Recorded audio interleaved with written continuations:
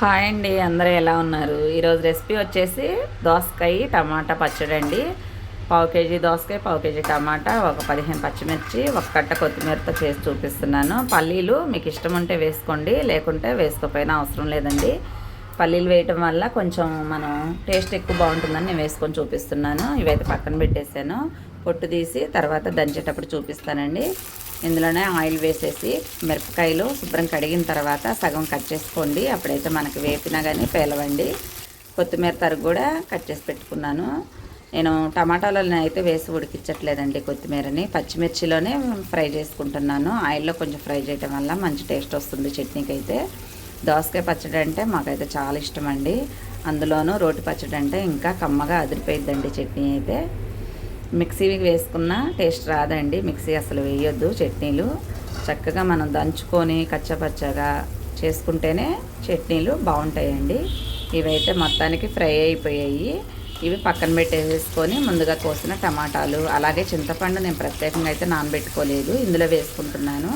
ఈ వేడికే ఇది మొత్తం మగ్గిపోయిద్దండి. చింతపండు కూడా మనం దంచేటప్పుడు కూడా శుభ్రంగా కలిసిపోతుంది.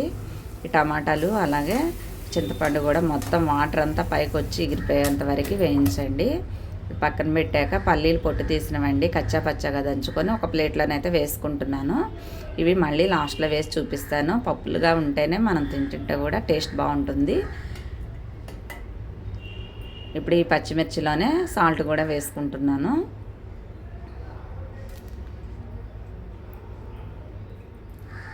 ఇలా రోటి పచ్చడి చేసుకొని వేడివేడి అన్నంలో తింటుంటే నెయ్యి వేసుకొని కమ్మగా ఉండిద్దండి. మరి మీరు ఇలాగే ట్రై చేస్తారా? కామెంట్ బాక్స్లోనైతే కామెంట్ చేసేసేయండి.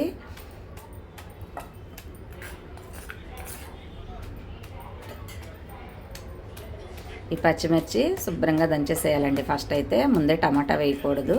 ఇవన్నీ నలిగిపోయిన తర్వాత టమాటా వేసుకోవాలి.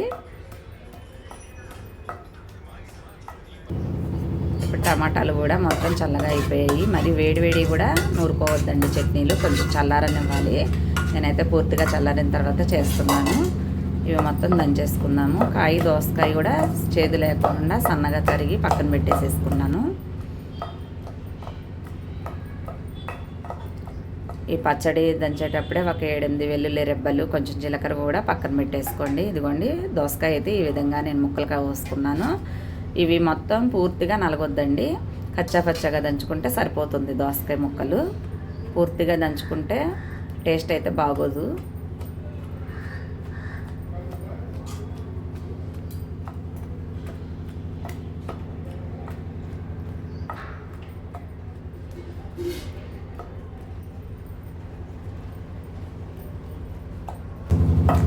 ఇప్పుడు పచ్చడి అయితే పూర్తిగా దంచేసుకోవడం అయితే అయిపోయిందండి.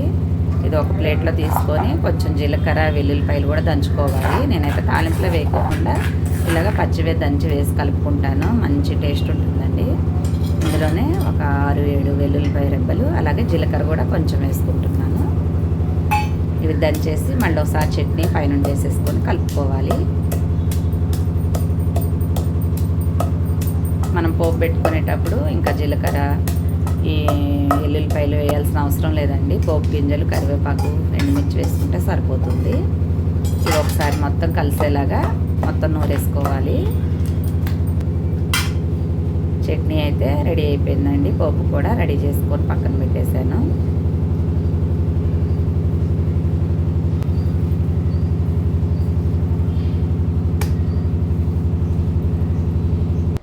మనం పసుపు కూడా ఇందులోనైతే వేసుకోలేదండి. ఉప్పు వరకే వేసుకున్నాము. ఇష్టం ఉంటే తాలింపులో వేసుకోండి, లేకుంటే కొంతమంది ఇష్టపడరండి పసుపు వేస్తే, అలాగే తాలింపు వేసుకొని తింటారు. నేనైతే లైట్గా వేసుకుంటున్నాను.